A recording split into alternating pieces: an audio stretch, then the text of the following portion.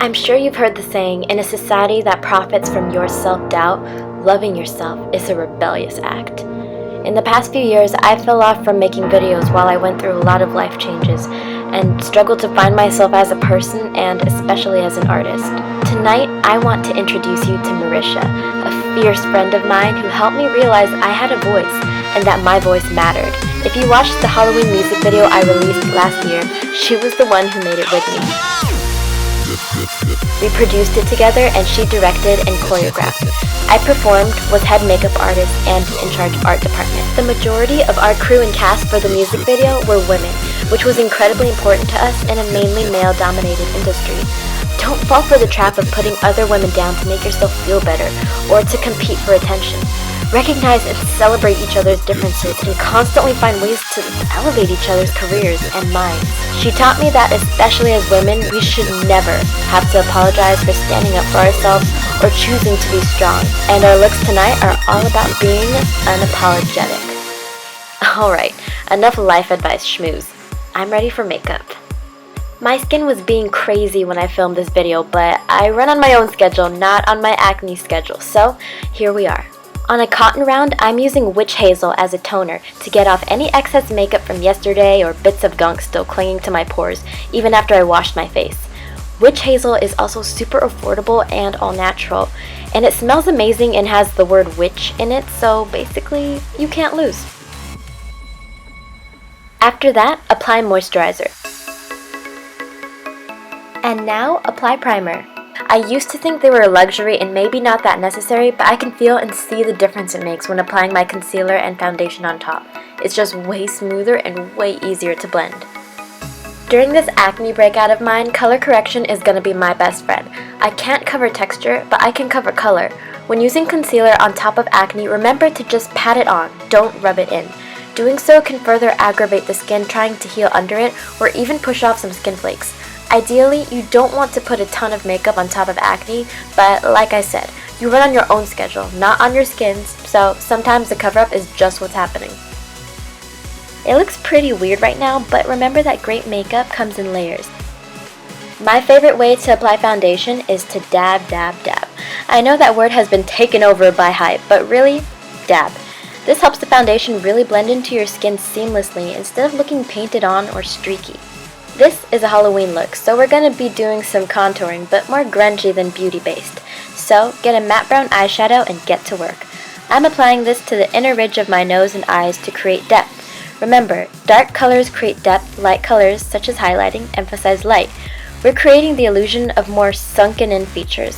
I'm also contouring my cheekbones and my forehead. Where each person contours will be different. The secret is to follow your bone structure, because that's honestly what it's based on.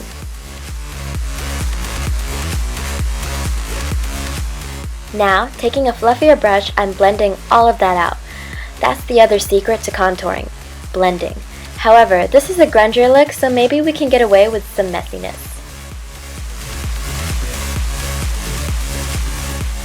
Before we continue, I'm going to fill in my brows using a dark brown pomade with a spoolie and an angled brush. Remember to really take advantage of that spoolie to spread out your pigment to make your eyebrows look less drawn on and more on the natural-ish side. The biggest giveaway for drawn-on eyebrows is uneven blending. I think it's pretty obvious my brows are drawn on, but at least they're blended. Celebrate your fake eyebrows and then stop. Now I'm adding a matte brown to my eyelids, then taking a fluffier brush to really feather and blend out the shape. I'm adding brown eyeshadow under my eyes and a little more grungy contour to my nose. This creates a base for our black eyeshadow later. Black eyeshadow time. I'm using a smaller brush to really be in control of where the product goes, then taking a bigger brush to smoke it out. I'm really going for an intense presence in the eye area, so you'll see me keep adding dark colors to contour my eye area and around my nose.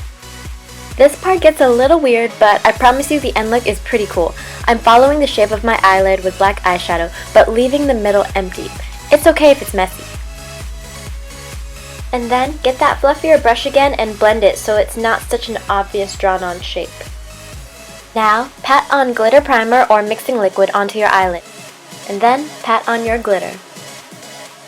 Eyeliner always seems to unify all of the eyeshadow madness, so I'm taking a gel liner and a tiny brush and I'm drawing on a thick cat eye. Sometimes this works and sometimes it doesn't. The point is you try your best. For me, it helps to start in the middle, then do the inner eye, and then draw the wing last. Then go back and fill everything in and make it thicker. Remember, think in steps and layers. The shape of the wing doesn't have to be done in one perfect swoop.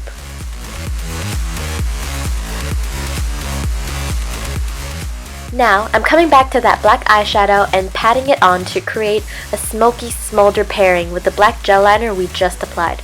I'm also making that black shape around my eyeshadow a little more defined.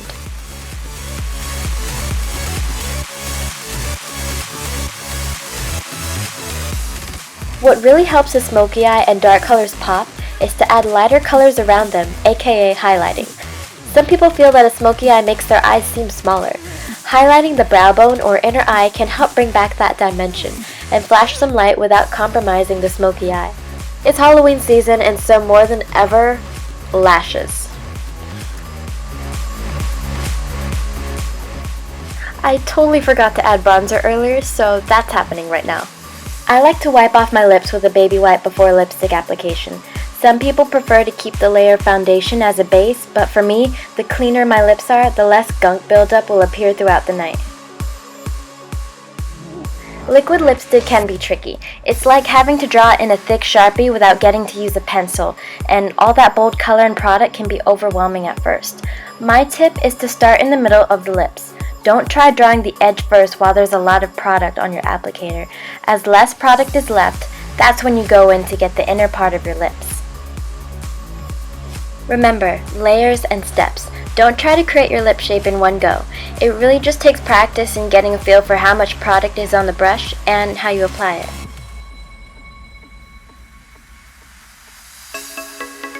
We're almost done with my look. It's very important to set your makeup, to mattify, help it last longer, and look more polished. For people with oily skin, this step is crucial. And lastly, I'm using a makeup setting spray to help my makeup last all throughout the night. Add your final touches of jewelry, make a fierce face in the mirror, and you're ready. Now for Marisha's look. Also starting off with a clean face, I'm toning her with witch hazel as well. Her skin isn't as oily as mine, but I love using witch hazel on all my clients because it's so gentle, skin loves it, and makeup simply sticks better to cleaner skin. Marisha is loving Cover FX foundation right now, so we're going to use that on her face using a makeup sponge. She doesn't really have anything to correct or cover, so we're skipping concealer. I like to dot the foundation all over the face before blending it in so that I can see and am in control of how much product is on the face. I'm using the same method that I did on my own brows. But remember, all brows are different, so if you're applying makeup to a friend, make sure to work with his or her shape instead of just duplicating your own. One cool trick to look up is called brow mapping, which is a great method to learn that will let you know exactly how to draw any brow just based on their eyes. To really make the dark colors pop later, I'm using a shimmery eyeshadow as a highlight on her brow bones, down her nose, and on her cupid's bow. See the difference highlighting the cupid's bow makes? It really makes the lip shape pop, and there's not even lipstick yet. Imagine later. I'm using matte black eyeshadow by tapping and blending it onto her eyelids. Make sure to control the amount of eyeshadow on your brush by patting it off first to avoid fallout on your model's cheeks later.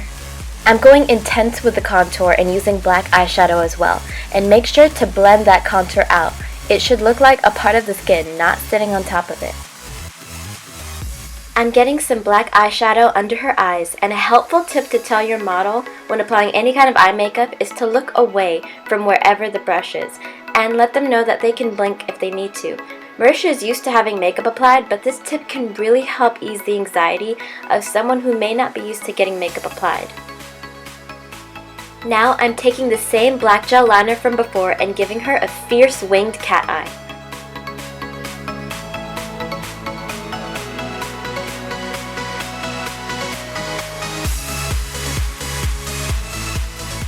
And add that same black eyeshadow on top of the gel liner after it dries to create that smoky look. And before moving on, we're going to set her makeup with a loose brown powder. This is more on the avant-garde side. I'm using a gold cream eye makeup from the Makeup Forever Flash palette and just freehanding it. Since it's cream makeup, stuff will stick to it, So I'm taking this opportunity to add some gold glitter on top of the cream makeup to create that BAM factor. When light hits the color on her face, this is gorgeous.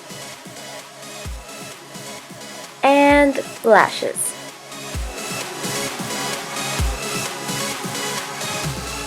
I'm adding gel liner to her lower lash line and mascara to make them more in the same family as her new intense upper eyelashes. Now, lips. I'm starting in the middle to lay down some product, then when there's not so much on the applicator, I'm going back to define the cupid's bow at the top, then how low I want the shape at the bottom. After that, it's just a matter of connecting the points and filling everything in. If there's too much product, bite on a tissue with just your lips, then continue. Be patient. You got this. Make sure to direct your model to move her lips in certain poses to make application easier, if you need to. Just think about the faces you make when you apply your own lipstick, then show her what you want her to do. I'm using a brown setting powder on Marisha because I feel that even translucent powders leave a bit of a whiteness to the skin, which can show up as ashy on dark skin. Setting spray, jewelry, and ladies, we're flawless. People may tell you that you're being bossy or too pushy, but today I'm here to tell you that you're not bossy. You are the boss, and you are in control of your life and thoughts. Stop apologizing for who you are. Be unapologetic and stand together. We have a generation of young girls to lead who are going to face a world that will tell them it's better to stay silent. Will you be a voice that encourages them to speak up? Remember, this woman is the exact same woman. Makeup can help bring out that extra sass and confidence, but it's always been there. If you want to see our music video, click here. We really wanted to incorporate the powerful medium of rap and hip-hop as well as horror to get an empowering message across. For Halloween year-round and more makeup videos, make sure to subscribe to know whenever a new video is up and ready for you. You can also follow me on Instagram, Facebook, Snapchat, and Twitter, all under the name AUDFACED. Also, one last thing I've really been wanting to say. I missed you all so much, and well, I'm back. Let's get this Halloween season started. Mwah! Thank you so much for being here and for watching my video, and I love you. This is my best friend in the whole wide world, you guys. Okay, wait, my face. You got glitter in your hair. I ain't nothing to play with. But thanks to all the haters, I got G4 palettes on the first name basis. Hey!